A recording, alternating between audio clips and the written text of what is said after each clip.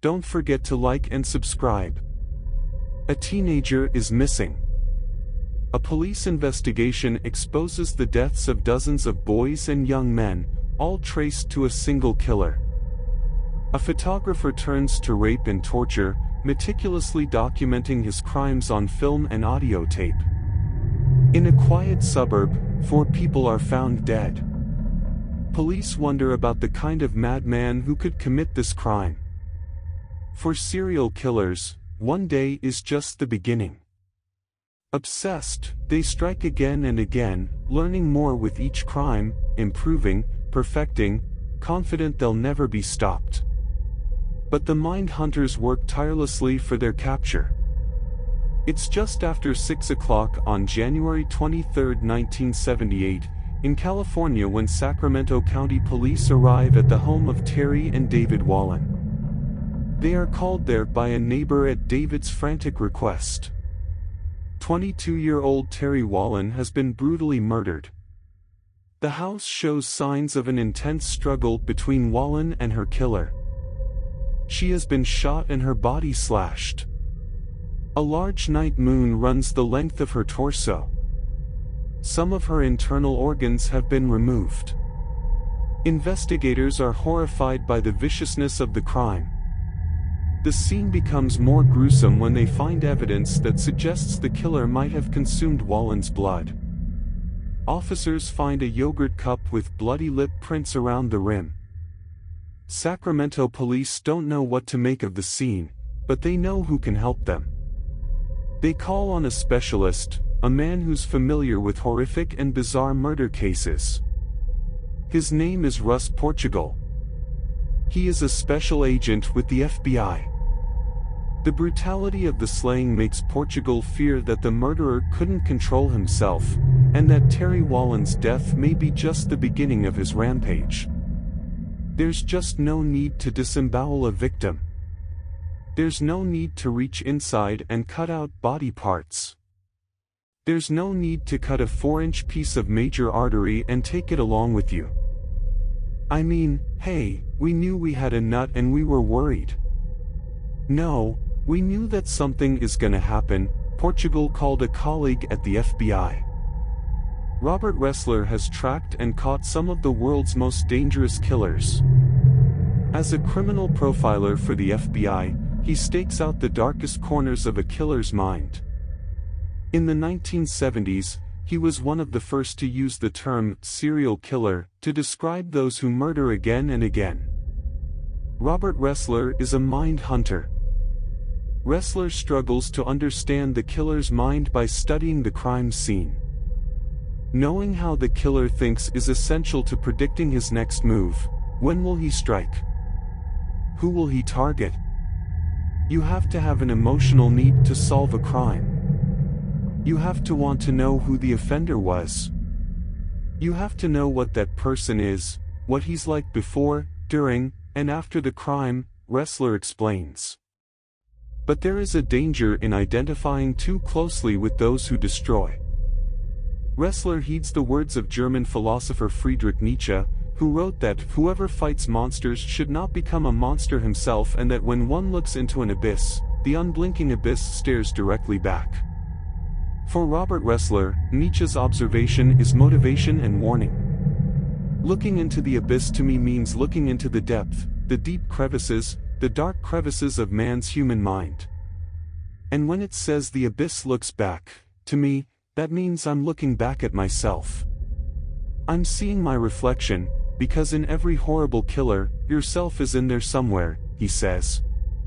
In the 1970s, Ressler was among the original members of the FBI's Behavioral Science Unit, the first FBI program to systematically research a killer's motivations. Ressler interviewed some of America's most notorious murderers in prison to learn about their habits and attitudes. Today, Ressler is a private consultant who works all over the world to help solve serial murders. In January of 1978, Ressler applied his knowledge to help Sacramento County investigators devise a psychological profile of Terry Wallen's murderer. It was the first step in tracking the killer. Ressler began his profile by examining the crime scene details. What you look for at a crime scene is the positioning of the body, the way the body was left by the killer. You look at the state of the body from the standpoint of being clothed or unclothed, and of course you're looking for available weaponry. Did the killer take a weapon to the scene, use it, and take it away? These are all things that begin to size up in your head. After Terry Wallen was shot, the killer cut her body with knives taken from her own kitchen, then left them in plain sight at the scene. A detail that would prove instructive for Ressler. Because the greatest number of serial killers are male at the time, Portugal and Ressler conclude their suspect is a man. They also assume he's white, like the majority of American serial killers. The brutality of the crime and the killer's apparent disregard for leaving evidence behind convinces the pair that their subject is mentally ill. That helps them pinpoint the killer's age. Ressler knows that mental illness usually begins in adolescence. It would take at least 8 years for the killer to grow sick enough to perform the acts of violence he inflicted on Terry Wallen. Assuming symptoms began at age 15, Ressler figures the killer would be in his mid to late 20s. Any older, and he would have already committed several gruesome homicides. Ressler goes further. He believes the killer to be schizophrenic, a mental illness characterized by delusions, hallucinations, and bizarre behavior. The heinous nature of the crime points to full-blown psychosis, a total loss of contact with reality. Because he drinks the blood of his victims, investigators call him the vampire killer.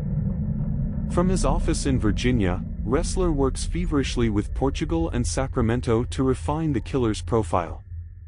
What would he look like? They are convinced police should look for someone thin. Male schizophrenics generally eat poorly, when they eat at all, and Portugal believes the murderer will pay little attention to his appearance. A guy that is suffering from a major mental illness is probably going to have a deterioration in his hygiene, probably doesn't cut his hair, wears the same clothes for weeks at a time, doesn't brush his teeth, a scroungy-looking individual, he says. Given his bizarre behavior, the killer would likely live alone. Portugal delivers a copy of the profile to the Sacramento police to circulate throughout the county, but no strong suspect emerges. The vampire killer remains at large. Will the profilers find him before he kills again? 3 days after Terry Wallen's brutal murder in 1978, less than a mile away from her house, the vampire killer strikes again. Police find the bodies of Daniel Meredith, Evelyn Mira, and her son Jason. Missing and presumed dead is Evelyn Roth's 22-month-old nephew, Michael Barry Roth. These new deaths convince Ressler and Portugal that unless this murderer is found quickly, he will strike again. The mind hunters redouble their efforts, using information gathered from this crime scene as they refine their original profile. Again, the vampire killer shot his victims. Again, he used knives taken from the victim's kitchen. 2 knives are found in the room, and another was found outside. He doesn't seem to care that he's left weapons behind. These details tell profilers that the killer is not planning his crimes. Although he brings a gun, he cuts the bodies with weapons he finds at the scene, then leaves them there. We have a knife that was used to mutilate the bodies. It was taken from the kitchen, used on the victim, and then discarded at the crime scene. Seeing this for a second time definitely reinforced in my mind that we were dealing with a highly disorganized killer, Ressler explains. Organized and disorganized, these words describe a serial killer's behavior before, during, and after a murder.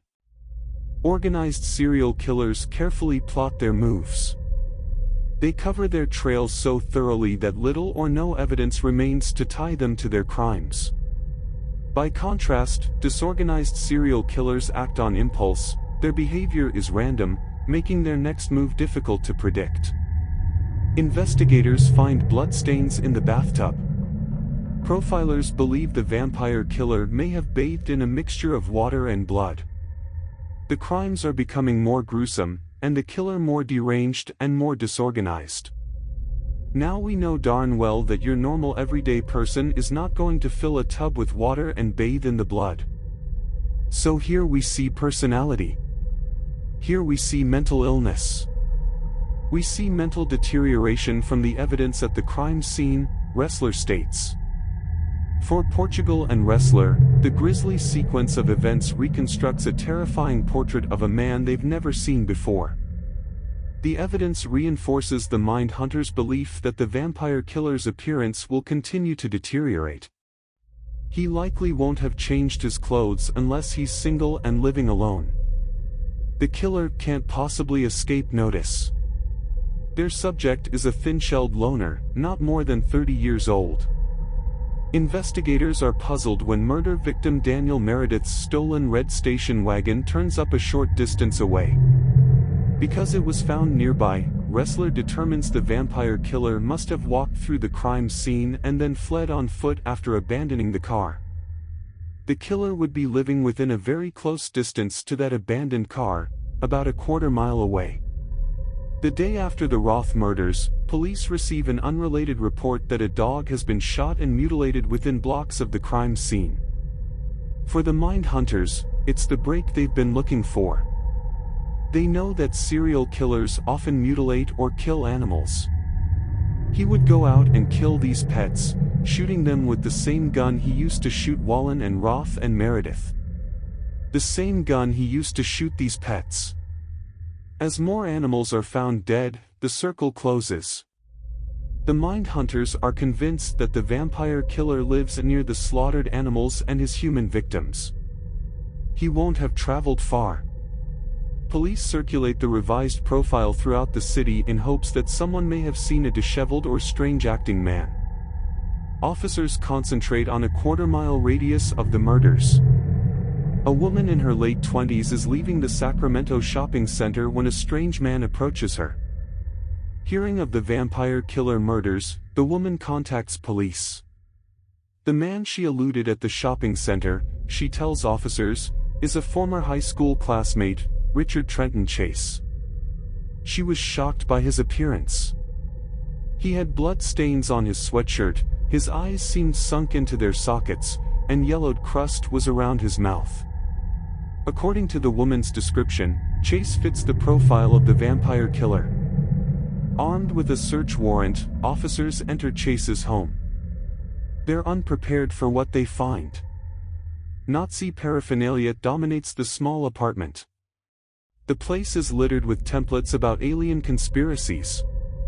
The chaos in the living room fits the profile of someone with an equally chaotic mind.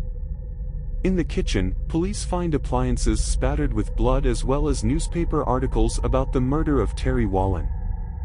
Several dishes in the refrigerator contain human tissue. In a kitchen drawer, they find knives taken from Wallen's home. Investigators also find a toolbox and blood-stained rubber boots. Chase is arrested and charged with 6 counts of first-degree murder, including the killing of Evelyn Roth's nephew, 22-month-old Michael Ferrara, whose remains are found not far from Chase's apartment. The jury deliberates only a few hours before pronouncing Chase guilty on all counts. The sentence, death in the electric chair in 1979. Robert Ressler decides to talk to Chase in prison. The reason I interviewed him very frankly was to validate the profiling work I had done, Ressler recalls. After working on the case, after seeing the crime scenes, after reading the police reports, and of course seeing the court records, it's a way to really fine-tune your profiling. Chase tells Ressler that he killed only to preserve his own life. He needed blood. Chase says he was dying from what he called soap dish poisoning. He believed that a gooey residue under his soap dish proved he was dying. He claimed his blood was drying out and corroding his body. His killings, Chase contended, were made in self-defense.